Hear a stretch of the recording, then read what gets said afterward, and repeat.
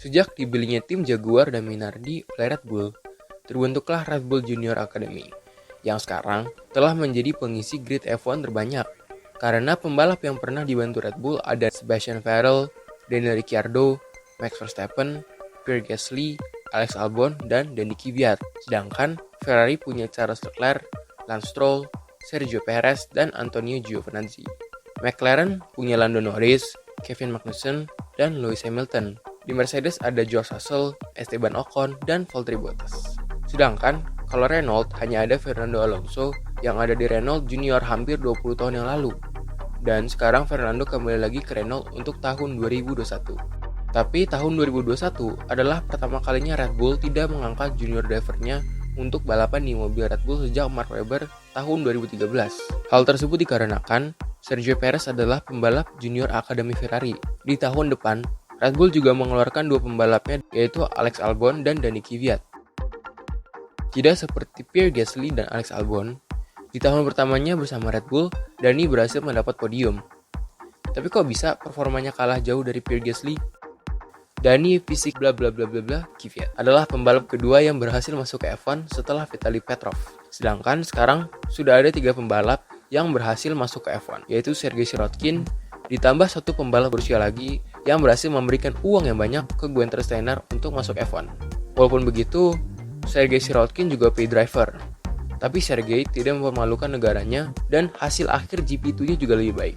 Dani lahir di Ufa, Rusia tahun 1994 dan di umur 8 tahun Dani pindah ke Moskow untuk pertama kalinya balapan go-kart. Di tahun 2005-nya, Dani mulai masuk ke karir balapan go-kart profesional dan dia langsung memenangkan balapan pertamanya di Sochi. Tahun 2008, Dani masuk ke KF3 Eropa dan mendapat hasil akhir ketiga mengalahkan Carlos Sainz dan Antonio Giovinazzi. Di tahun 2008 juga, Dani memenangkan Bridgestone Cup dan Silver Cup Eropa. Tahun 2009, Dani masih berada di posisi ketiga di KF3, kalah dari Nick De Vries dan Carlos Sainz. Tapi Dani berhasil mengalahkan Pierre Gasly yang berada di posisi ke-23. Tapi Dani memenangkan Sos Garda dan trofeo Andrea Magotti. Sehingga Dani diberikan kesempatan untuk tes formula BMW. Dan sejak itulah, Danny Kvyat masuk ke Red Bull Junior. Di tahun 2010, Dani mengikuti formula BMW Eropa dan mendapat hasil ke-10 dengan 138 poin, 1 podium dari 16 balapan. Sedangkan Carlos Sainz berada di posisi keempat. Di tahun itu juga, Dani mengikuti formula Renault Inggris Winter Series dan mendapat posisi akhir keempat. Sedangkan Carlos Sainz mendapat posisi akhir ke-18. Tapi Carlos hanya mengikuti 2 balapan, sedangkan Dani mengikuti 6 balapan dan mendapat 109 poin dengan 2 podium. Pada tahun 2011, Dani ikut Formula Renault 2.0 dan berhasil mendapat hasil akhir ketiga di tahun pertamanya dengan mendapat 155 poin, 6 podium, dan 2 win dari 14 balapan.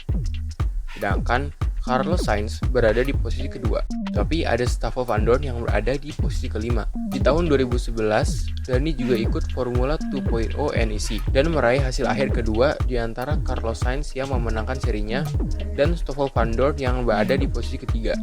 Dani berhasil meraih 431 poin, 13 podium, 7 win dari 20 balapan. Dani juga mendapat posisi akhir ketiga di Formula Renault Inggris 2011. Dan seperti Yuki Tsunoda, Dani juga mengikuti Toyota Racing Series dengan mendapat hasil akhir kelima dengan 6 podium dan 1 win dari 12 balapan.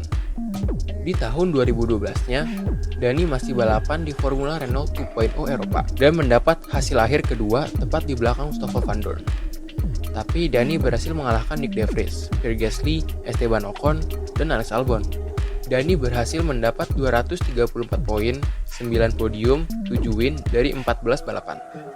Di tahun itu juga, Dani memenangkan Formula Renault 2.0 Alps dengan mengalahkan Esteban Ocon dan Alex Albon.